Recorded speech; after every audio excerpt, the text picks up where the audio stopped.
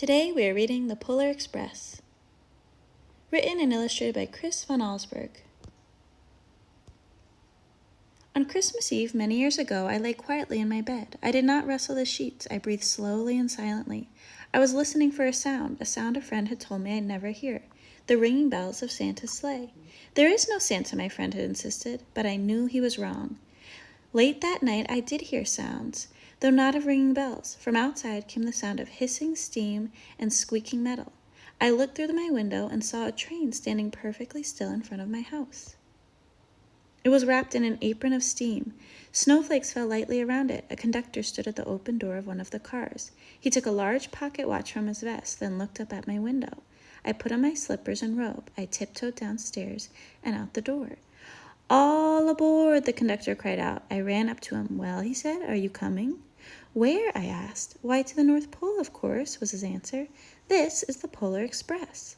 I took his outstretched hand and he pulled me aboard. The train was filled with other children, all in their pajamas and nightgowns. We sang Christmas carols and ate candies with nougat centers as white as snow. We drank hot cocoa, thick and rich as melted chocolate bars. Outside, the lights of town and villages flickered in the distance as the Polar Express raced northward. Soon there were no more lights to be seen. We traveled through cold, dark forests where lean wolves roamed and white-tailed rabbits hid from our train as it thundered through the quiet wilderness. We climbed mountains so high it seemed as if we would scrape the moon, but the Polar Express never slowed down. Faster and faster we ran along, rolling over peaks and through valleys like a car on a roller coaster. The mountains turned into hills, the hills to snow-covered plains. We crossed a barren desert of ice, the great polar ice cap. Lights appeared in the distance. They looked like the lights of a strange ocean liner sailing on a frozen sea. "There," said the conductor, "is the North Pole." The North Pole, it was a huge city standing alone at the top of the world, filled with factories where every Christmas toy was made. At first we saw no elves. "They are gathering at the center of the city," the conductor told us. "That is where Santa will give the first gift of Christmas." "Who receives the first gift?" we all asked. The conductor answered, "He will choose one of you." "Look," shouted one of the children, "the elves!" Outside we saw hundreds of elves. As our train drew closer to the center of the North Pole, we slowed to a crawl. So crowded were the streets with Santa's helpers. When the Polar Express could go no farther, we stopped and the conductor let us out. We pressed through the crowd to the edge of a large open circle. In front of us stood Santa's sleigh. The reindeer were excited. They pranced and paced, ringing the silver sleigh bells that hung from their harnesses. It was a magical sound like nothing I'd ever heard. Across the circle, the elves moved apart, and Santa Claus appeared. The elves cheered wildly. He marched over to us and, pointing to me, said, "Let's have this fellow here." He jumped into his sleigh. The conductor handed me up. I sat on Santa's knee and he asked, "Now, what would you like for Christmas?" I knew that I could have any gift I could imagine, but the thing I wanted most for Christmas was not inside Santa's giant bag. What I wanted more than anything was one silver bell from Santa's sleigh. When I asked, Santa smiled. Then he gave me a hug and told an elf to cut a bell from a reindeer's harness. The elf tossed it up to Santa. He stood, holding the bell high above him, and called out, "The first gift of Christmas!" A clock struck midnight as the elves roared their approval. Santa handed the bell to me and I put it in my bathrobe pocket. The conductor helped me down from the sleigh.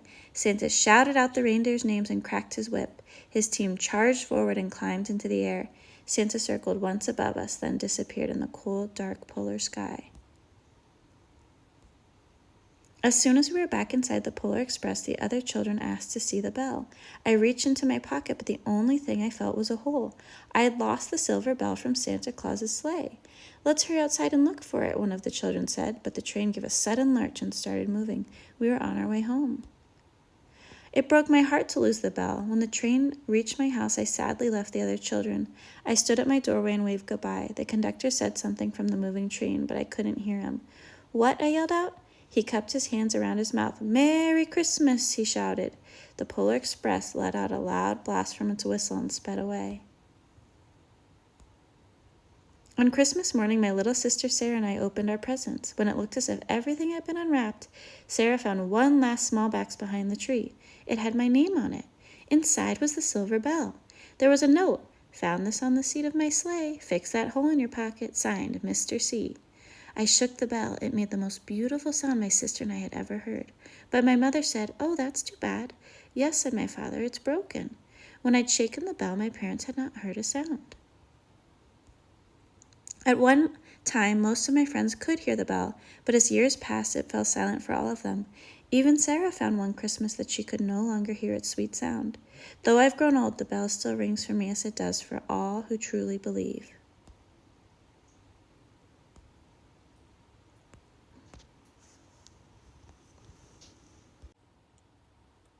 What was your favorite thing about this book? What did the boy choose for the first gift of Christmas, and why do you think he chose it? What would you choose if you could ask for anything? Why did the bell go silent for everyone but the boy? The true spirit of Christmas is about love, family, community, generosity, gratitude, giving back to those in need, hope, joy, and the belief in miracles, big and small. How can you spread holiday cheer this year? Who would you like to give a gift to this year? What can you give, make, or do for them to make them smile?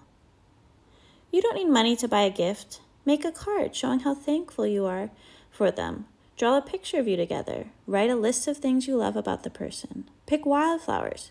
Paint a work of art or ornament that they can keep. Or make coupons they can redeem for help cleaning the house, weeding, and other helpful tasks. Use paper and drawing materials or the notepad on your phone to draw or write a card to give to someone to brighten their day and make them smile. Talk to your family, friends, or teacher about how you can give back to those in need this holiday season. Donate food, clothes, winter coats, books, and toys to families in need. Or raise money to donate to Toys for Tots, Heifer International, Donors Choose, World Vision, First Book, or other charitable causes you care about. Call local food shelters, senior homes, community centers, or child care centers to see how you can volunteer your time or talents.